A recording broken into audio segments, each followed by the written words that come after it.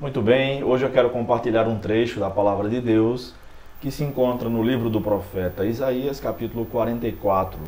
Nós vamos ler e comentar até o versículo 20 deste capítulo, que começa dizendo o seguinte: Agora ouve, ó Jacó, servo meu, ó Israel, a quem escolhi. Assim diz o Senhor que te criou e te formou desde o ventre, e te ajudará, e que te ajudará. Não temas, ó Jacó, servo meu, e tu, Jesurum, a quem escolhi. Deus começa dizendo que escolheu o povo de Israel para ser o seu povo, diz que ele formou dentro do ventre a cada uma daquelas pessoas, ele pode ajudar e diz para que eles também não temam. Deus pode dizer isso.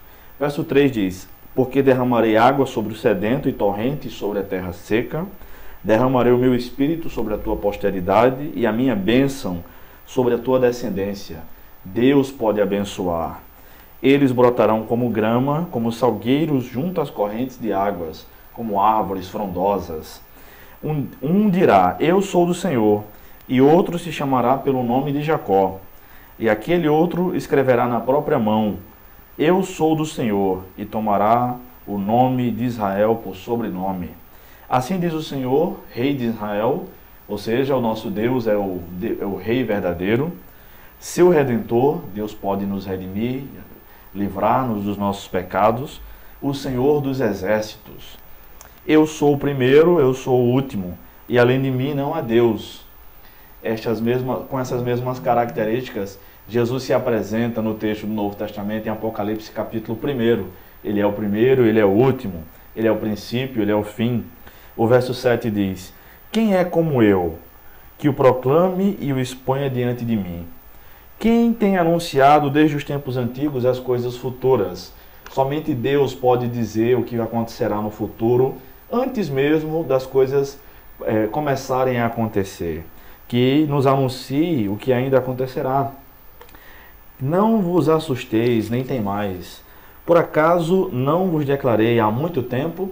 Ou seja, Deus tem o conhecimento sobre todas as coisas, inclusive sobre o futuro. A um Deus assim vale a pena servir. Não vos anunciei, isto é, Deus anunciou o que aconteceria no futuro. Sois as minhas testemunhas. Por acaso há outro Deus além de mim? E aí Deus mesmo responde: não há rocha. Não conheço nenhuma. Deus é o único Deus verdadeiro, Ele é a única rocha eterna sobre o qual os nossos pés estão firmados. Todos os que fazem imagens esculpidas, e agora vem a parte da comparação com as imagens feitas por mãos humanas, não são nada. Todos os que fazem imagens esculpidas não são nada. Os seus objetos mais preciosos não têm valor algum. Suas próprias testemunhas não veem nada, nem entendem para a sua própria vergonha. Quem forma um Deus e funde uma imagem de escultura que não serve para nada. Quem é que faz isso? O ser humano. Aquele que adora muitas vezes o Deus errado, o Deus que ele fez com suas próprias mãos. Mas o verso 11 diz: Todos os seus seguidores passarão vergonha, pois os artesãos são apenas homens. Ajuntem-se todos e se apresentem. Fiquem aterrorizados e sejam todos envergonhados. Aqueles que confiam num Deus, numa imagem de escultura, um Deus feito por mãos humanas, serão envergonhados, porque clamarão e não obterão resposta. Esperarão por esse Deus e não serão auxiliados. O verso 12 diz: O ferreiro faz o machado, trabalha nas brasas, forma-o com martelos e o forja com seu braço forte. Ele tem fome e lhe dá força, não bebe água e se enfraquece. O carpinteiro estende a régua sobre um pedaço de madeira, esboça um Deus com lápis, dá-lhe forma com formões e o marca com compasso. Finalmente dá-lhe a forma de um homem, conforme a sua beleza, para colocá-lo num santuário. E Isaías vai descrevendo aqui como é formado uma imagem de escultura, seja de ferro, seja de bronze, seja de madeira, só fruto da imaginação humana. Um homem corta cedros, ou pega um cipreste ou um carvalho, 3 tipos de madeira. Assim escolhe dentre as árvores do bosque. Planta um pinheiro e a chuva o faz crescer. Isso serve para o homem queimar toda uma parte da madeira e com ela se aquece. Toma uma parte da madeira e com ela se aquece. Ou seja, aquela mesma madeira que ele vai usar para fazer uma imagem de escultura serve para se aquecer também. Acende um fogo e assa o pão. Também serve para cozinhar, já que na época não havia fogão a gás, era só a lenha. Também faz um deus e se prostra diante dele. Com a mesma madeira, o homem se aquece, né? Faz uma lareira, faz a comida, assa a comida e faz um deus falso. Fabrica uma imagem de escultura e se ajoelha diante dela.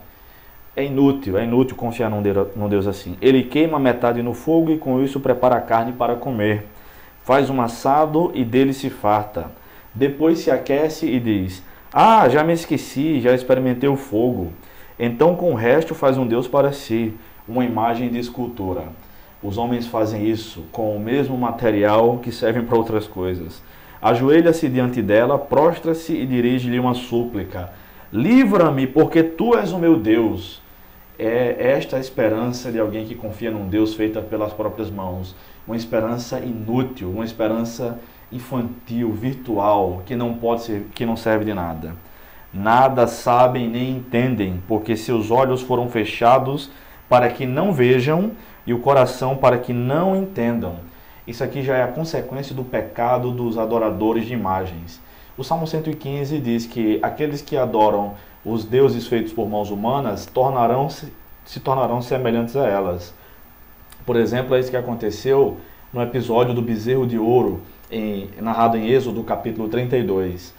Os homens fizeram para si um bezerro de ouro, disseram que aquele bezerro os havia libertado da terra do Egito, quando em Êxodo capítulo 20 o próprio Deus havia dito que ele, o Senhor, é quem havia tirado o povo hebreu da terra do Egito, e adoraram aquele bezerro e misturaram naquela adoração o nome do Senhor, blasfemando o nome do Senhor. E quando Moisés desce do monte, junto com Josué, então ele quebra o bezerro de ouro, tritura o bezerro de ouro, joga aquele pó na água e as pessoas bebem aquela água. E também se tornam de coração duro, de dura cerviz, dura coluna cervical. Porque aqueles que adoram imagens de escultura acabam se parecendo mais com essas imagens de escultura. E o povo hebreu se tornou parecido com o bezerro de ouro, obstinado, vai para onde quer, é de dura cerviz, não se prostrava perante o Senhor e literalmente acabou ingerindo aquele bezerro de ouro, que foi triturado por Moisés. No próprio capítulo 32 de Êxodo nós vemos a narração disso, tá? E as pessoas aqui em Isaías 44 também, no verso 18 diz que eles nada sabem nem entendem, porque seus olhos foram fechados para que não vejam e o coração para que não entendam. Ou seja, a semelhança daqueles deuses feitos por mãos humanas, que têm olhos, mas não veem, pode até ter coração, mas não sentem, tem cabeça, mas não pensam, enfim, tem braços, mas não acolhem. As pessoas tornaram-se cegas e surdas e com coração endurecidos para ouvir a voz do Senhor, fruto da sua própria idolatria. Nenhum deles pensa, diz o verso 19, não tem conhecimento nem entendimento para dizer: queimei metade no fogo e assei pão sobre as suas brasas, fiz um assado e dele comi, e faria eu do resto uma abominação? Não, vamos aproveitar então para fazer um Deus. É o que eles diziam, né? Eu me ajoelharei diante de um pedaço de uma árvore? Não, mas diante de um Deus que ele mesmo faria, eles se ajoelhariam. Ele se alimenta de cinza, o seu coração enganado o desviou, de maneira que não pode livrar a sua alma, nem dizer: não é mentira isto que está na minha mão direita? Então, o contraste entre Deus e os falsos deuses e aqueles que adoram o Deus verdadeiro e os falsos deuses é muito grande. Quando, porventura, adoramos a Deus, aí nos tornamos mais parecidos com o Senhor. Nós somos mais misericordiosos, como Deus é misericordioso. Nós somos mais amorosos, como Deus é amoroso. Nós iremos viver eternamente com o Senhor no céu, porque Deus vive para sempre nos céus. E, enfim, vale muito mais a pena servir a Deus, o Deus verdadeiro. Continue conosco, veja outros vídeos, compartilhe essa mensagem com aquele que não conhece a Deus ainda, o Deus vivo e verdadeiro. E veja o nosso site, brevemente teremos cursos online lá. Que Deus nos abençoe.